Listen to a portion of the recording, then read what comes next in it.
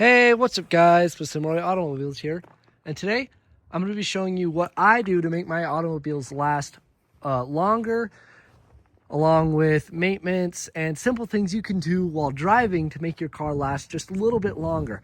This really applies to older cars as well, but newer cars, this stuff does work. Basically, I'm just going to be showing you what I do pretty much every day when I drive. This car hasn't been started in 2 days, so I'll be showing you stuff I do before I drive and when I'm driving and after I drive. So let's get into it. Pop the hood here.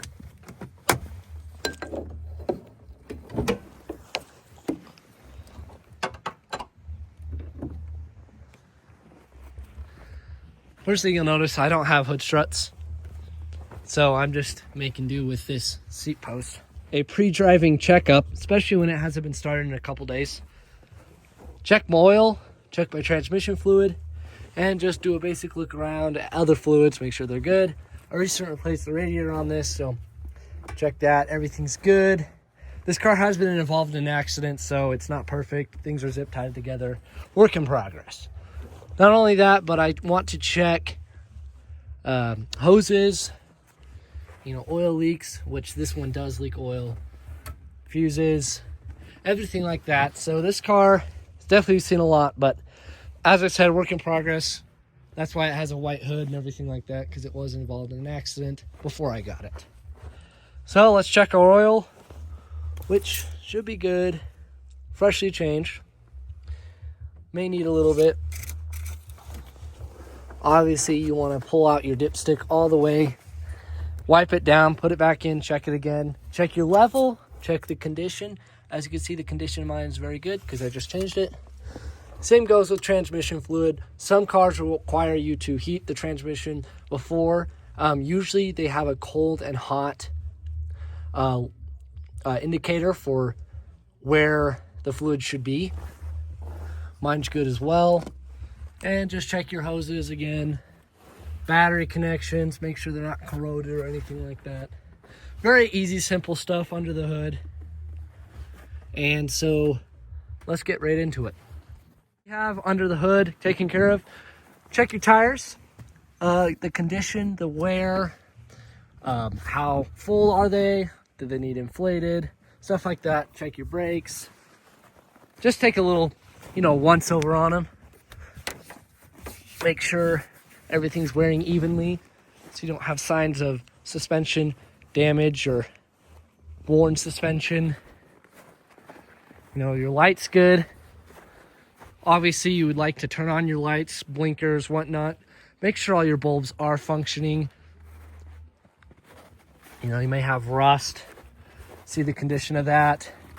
And do a little undercarriage checkup. I'm not going to get on the ground right now because it's snowy, but I know everything is good.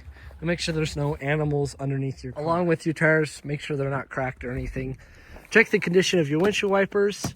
Is the rubber falling off, whatnot, because especially where you live somewhere where it doesn't rain often or snow often, your wipers can go unchecked, and when you need them, they're not working.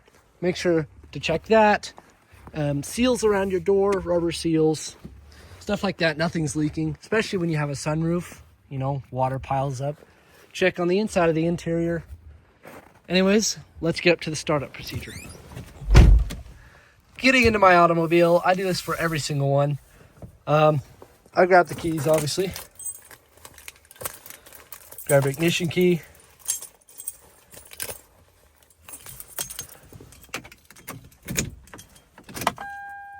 Make sure your dash is functioning. And start up your car. Obviously, I let the fuel prime a little bit since it hasn't been started in a few days. And some cars, depending on which car you have, how old it is, they have a high idle when they're cold. It's really cold out today. It's about 25 degrees. And so this car does need to warm up a little bit. There is a lot of controversy between warming up cars. Should you warm them up? How long? Oil-wise, your engine almost instantly starts lubricating itself, so it's not like it's being ran dry. But the thing about automatic transmissions is they don't like to be I almost want to say like neutral dropped. That's not the right word for it. But when you go from park to reverse or park to drive, as soon as you start up, your RPMs are pretty high. They're 1,500 or below 2,000. It's going to put a lot of just instant torque on your transmission. And after a while, that's really bad for your transmission because it just wears it extra and makes it shift hard, especially when you are shifting between reverse and drive. You hear a clunk, depending if you're front wheel drive or rear wheel drive, that wears out joints and stuff such as that. So I always let my car warm up and idle down to right below where it usually idles when it's at operating temperature, or a little bit above before shifting into gears. Another plus to letting your car warm up before you drive it and shift it into gear is letting thermal expansion happen. Now, when your engine is cold, all the metal is the same temperature, and cylinder walls, head gasket, etc. When you start up a car, your combustion is happening and your car is making heat, and different parts of the engine will heat up at different times and expand differently. And once you put it to gear right when you start it up, especially when it's really cold outside, it can put a lot of extra stress on certain parts of your engine, like your block or your head gasket, and may reduce the life of those components. So just another thing to think about. Back to the video. Obviously, you want to check your dash lights. Obviously, I have a traction control ABS. Still working at those issues. So those are non-functioning right now, so be wary of that when you're driving, especially in conditions where the road is icy and whatnot. Another notable mention is you always want to keep gas in your car. Now, obviously, you need gas in your car to drive, but people let their gas always run down to E and stay there for a while. I'm like, oh crap, I need to get gas, and they have 1 or 2 gallons left in the tank. Don't do that, because most cars have electric fuel pumps, and the gasoline that actually submerges the fuel pump is also used to cool the electric fuel pump. And when they are not being covered and cooled, that they may overheat and decrease the life of your fuel pump. So make sure to always keep gas in your car. I always keep mine above the last notch on the gas gauge if I ever let it get there. So just keep that in mind. And sorry that my dash is dusty.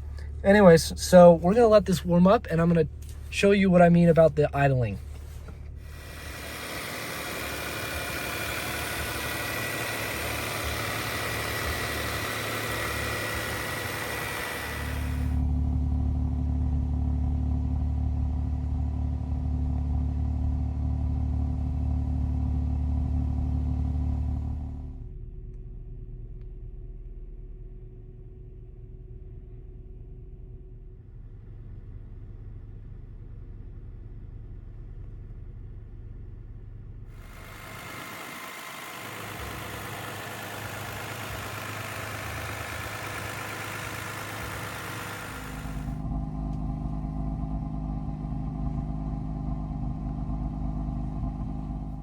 Now we can go ahead and put it into drive.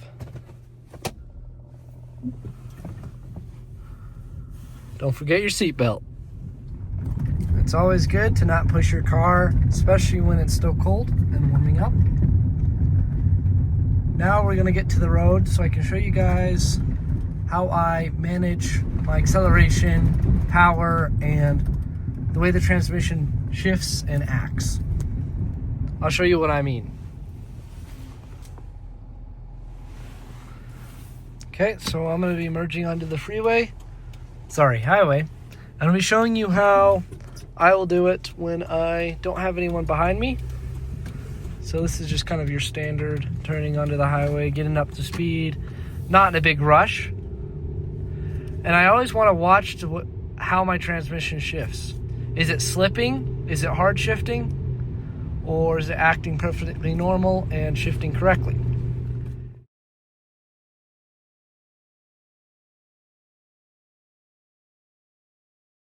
So you're going to want to certainly be gentle on that, because that increases fuel economy and the life of your transmission. Obviously, the environment around you does vary, so you have to adjust your driving. It is very important to pay attention to your car at all times. not only because of maintenance factors, but how it's acting. So I'll show you how most people would merge onto the highway.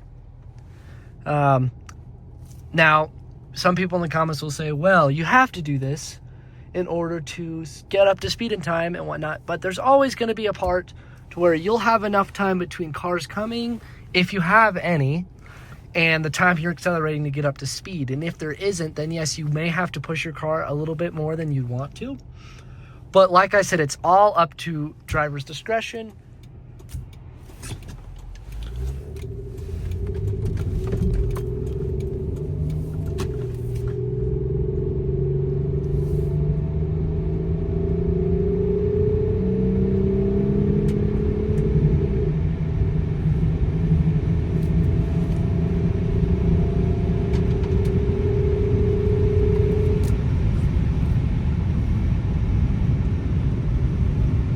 As you can see, that was a lot more aggressive and didn't save much time.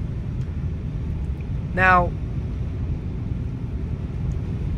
it's all about being gentle to your car while also enjoying it.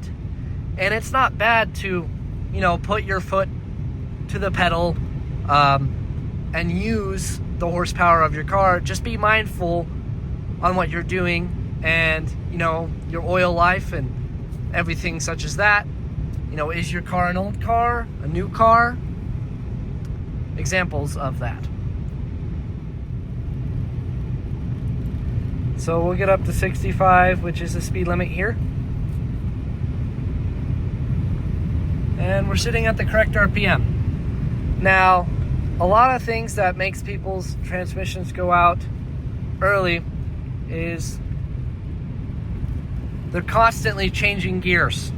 They set it on cruise like I have done here, and they just leave it. And that's okay for flat ground, but when you're constantly going up and down around turns, your transmission constantly has to shift to keep up the speed that you set at. So I'll give an example up here on what not to do and what to do. So we're coming up on a hill. I'm going to leave it on cruise and show you what I mean.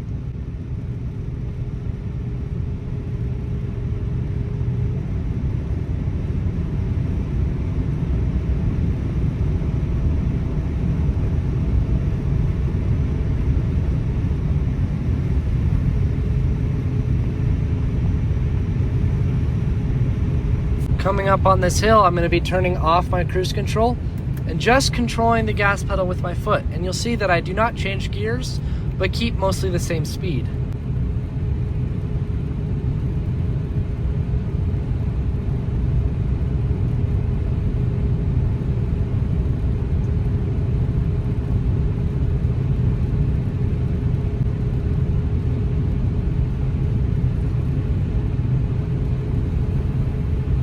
And of course, once I get to the top of the hill, turn my cruise control back on and enjoy being lazy.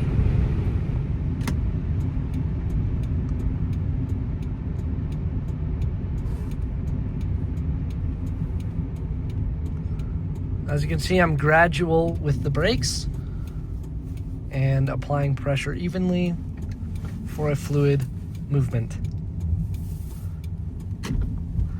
And being wary of this cattle guard that is very harsh on your suspension. Being cautious of bumps and things in the road to not knock your suspension out of alignment and puncturing tires, etc. As you can see, I'm not pressing on the gas pedal. Most people, they're like that. They're wanting to get there in a rush. You don't have to do that. You can be very, very gentle while getting there at the same amount of time and saving gas. I brought you guys here to show another one of my methods for preserving your car. Is another thing with the transmission, especially in a automatic. Manuals are a little bit different, so this will be more focused for automatics. When you are on a slope or anywhere, even on flat ground, it's really bad to rock your transmission. I'll put a clip now.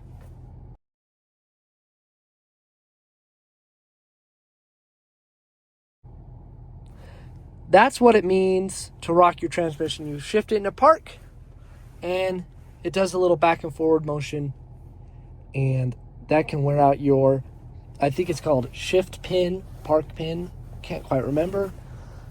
And so what I usually do is I put my car into neutral. As you could see the car rolling. Now, if I was on flat ground, it would roll until it's an even stop. Once it's an even stop and it's not rolling anymore, I would put it into park.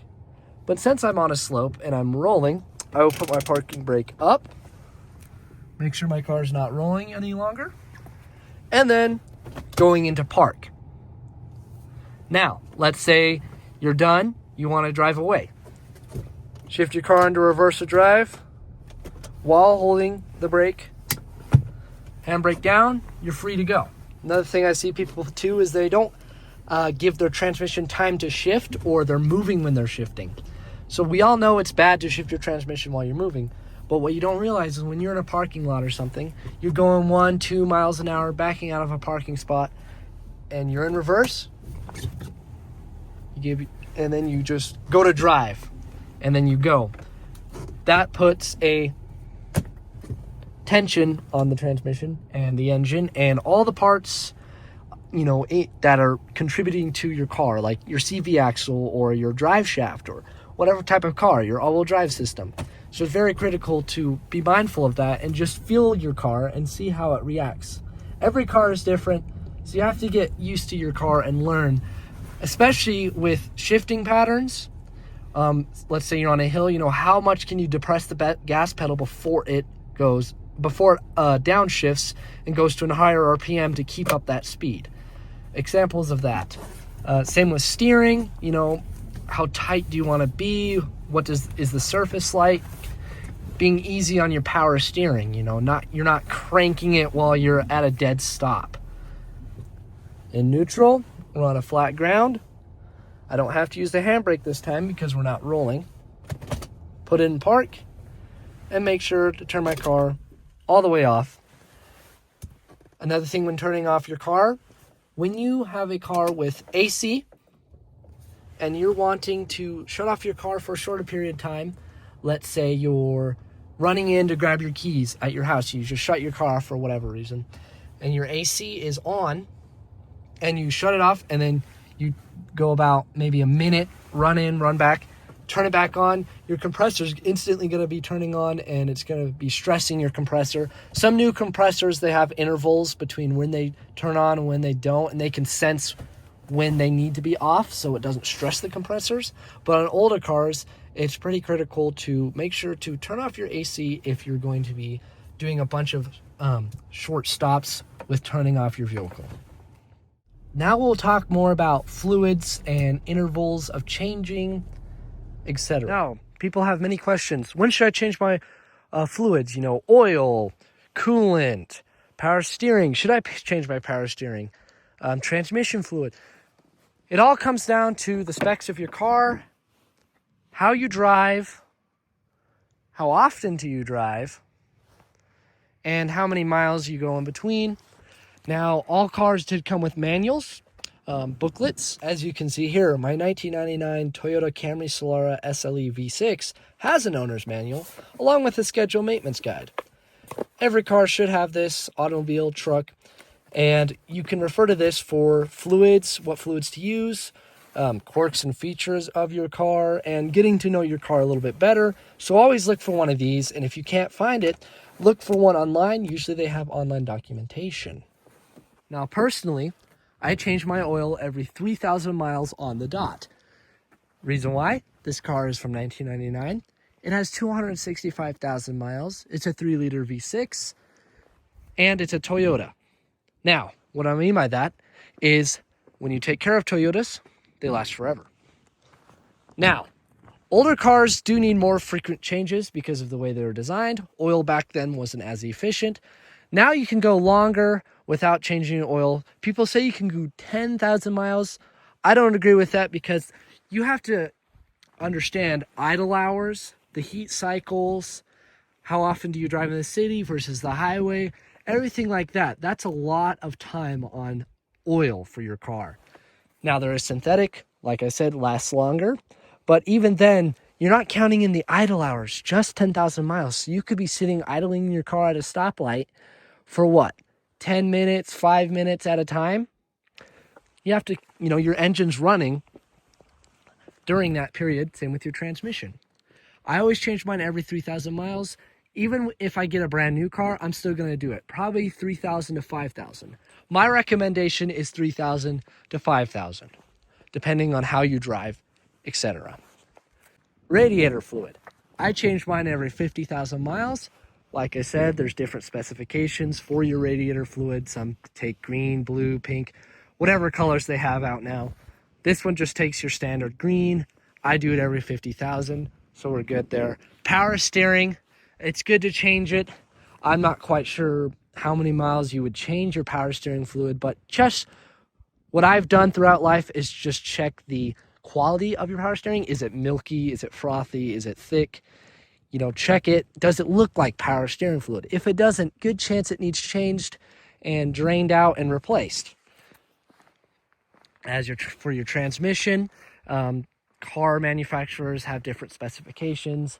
I do mine every 20,000 miles, and that's not a filter replacement. That's just a partial change of the fluid, and I've never been let down by any of this maintenance practices that I have. All my cars have never let me down. No transmissions or engines going out so far. So I think I'm doing a pretty good job. And like I said, it's all up to your discretion, mechanics. But this is just what I do to make my cars last. Now we'll go to kind of an interior care routine, along with keeping your car clean and try to make it rust free. Now, as you can see on this car, the paint's not perfect, and it's not dirty, but it's not clean either. It's been out here on the roads in the wintertime. Now, during the summer, I have a pressure washer, and I make sure to pressure wash all around the car. I don't buy any fancy products or anything such as that. Obviously, if you have a car with very nice paint and you want to keep it that way, you'd be waxing it, coating it, buffing it, everything like that. And you wouldn't be using a sponge or a scrubber to scrub things. I don't ever use a scrubber, but I do use a sponge sometimes. Now, pressure washer, key parts that you want to pressure wash always, besides, make your car looking clean, is underneath the fender wells. You don't want any dirt and mud accumulating. So you want to be pressure washing that, especially on older cars.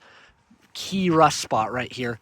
Inside your brakes, not super soaked, but you want to keep them clean. Your rocker panels, you want to make sure they don't have buildup of mud and whatnot, because that really rusts out cars. Pressure wash that out. Same with the rear. And you're also going to be wanting to check in here, cracks for water and leaves and dirt can build up. You want your drains to be draining correctly. Same with the front. As you can see, I have a little leaf in there. So you'd be wanting to clean that out. Headlights, etc. Really get the undercarriage very well along with your paint so it doesn't rust, such as that. But this was from a little back-in accident that someone had before me. So just a good way to keep your car from rusting super badly, especially when you live in places where there's a lot of mud and dirt all over the road. Things to keep my interior looking good and presentable even when I'm driving the car every day is make sure there's not crumbs everywhere. When you're eating food, if you do eat food in your car, make sure you clean up your mess. Don't leave trash everywhere. Maybe have some decorations. Be advised between where you live, if they're allowed or not. Have some sort of organization. Doesn't really matter, but just to keep your car presentable. Obviously, my door panels are wiped down. I do wipe everything with Armor All wipes. The seats are ripped, so I went ahead and bought leather patches as soon as I got this car. Patched that right up. Obviously, it's not professional, but it's been holding for a year, so it must be working. Needs vacuumed. Now, vacuuming your car is very nice because it makes your carpet look 100% better. But especially in the winter months, you're not going to be vacuuming your car every day. Have floor mats that fit. Either buy original ones. Original ones are expensive, so sometimes you can get lucky at junkyards. Other times you just have to buy aftermarket. but don't have your bare carpet below just exposed, because that's how you get tears. And when you want to resell the vehicle, the thing that people do not like is when there's rips in the carpet. So always have some kind of floor mats to cover up. It also makes for an easy cleanup when you want to get all the dust and mud out of here. You're just gonna pick up your floor mat, get it out, wash it, you're good. As you can see, wipe down. It is dusty, you need to wipe it down again. But just to make your car presentable, keep in mind of things that you be doing to your car. So I hope this video helped you guys. Please let me know in the comments if it did, and let me know if I missed anything or you have a question. Thank you guys very much for watching this video, and I just want you guys to have your vehicle long lasting and to have a old vehicle like this that you can take care of. See you in the next one. See ya.